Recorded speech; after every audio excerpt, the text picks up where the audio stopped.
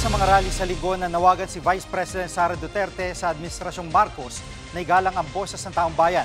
Huwag daw maging balat sibuyas.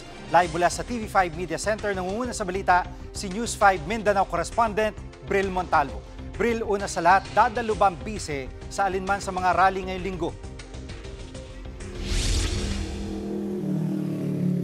Jiggy, tinanong natin yan kay Vice President Sara Duterte sa 90th anniversary celebration ng Office of the Vice President sa Makati kanina. Ayon nga sa bise, wala siyang nakaschedule na pagdalo sa anumang rally dito sa Metro Manila.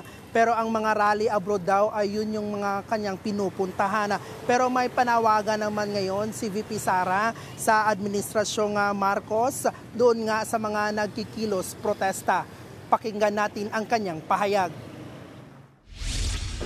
I commit and I call on the administration, the government to respect the right of the people to freedom of speech and expression.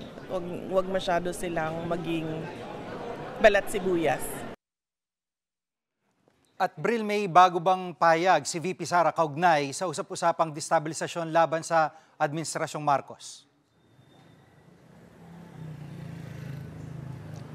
Jiggy, tinawag na paranoid ni VP Sara ang gobyerno sa usapin ng destabilisasyon. Ito raw ang dahilan kaya pinatatahimik ng pamahalaan ang mga kritiko at gustong tumistigo laban sa tiwaling opisyal ng gobyerno. At isa na nga dyan ang kanyang amang si dating Pangulong Rodrigo Duterte kaya ipinadala ito sa ibang bansa. Pakinggan natin ang pahayag ni VP Sara.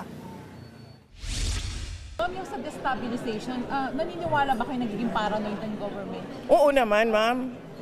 Matagal na yan sila paranoid. Ang balita ko, nasimula sila maging paranoid noong nagbabiyahe sila abroad.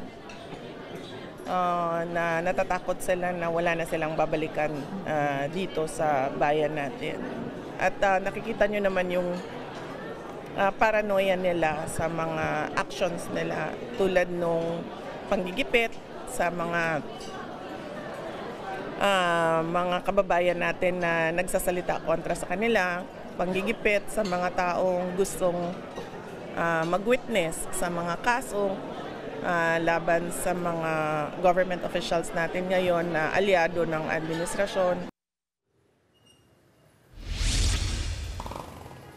Jiggy, balikan lang natin yung anniversary celebration nga ng Office of the Vice President.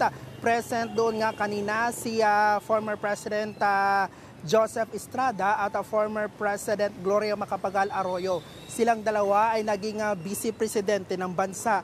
Wala naman sa okasyon si dating Vice President Leni Robredo. Yan muna ang latest. Balik sa iyo, Jiggy. Yan pong ulat ni Bril Montalvo live mula sa TV5 Media Center. Mga kapatid, Jiggy Manikad po, pagdating sa mahalagang balita sa loob at labas ng bansa, dapat una sa lahat, mag-follow at mag-subscribe na sa social media pages ng News 5.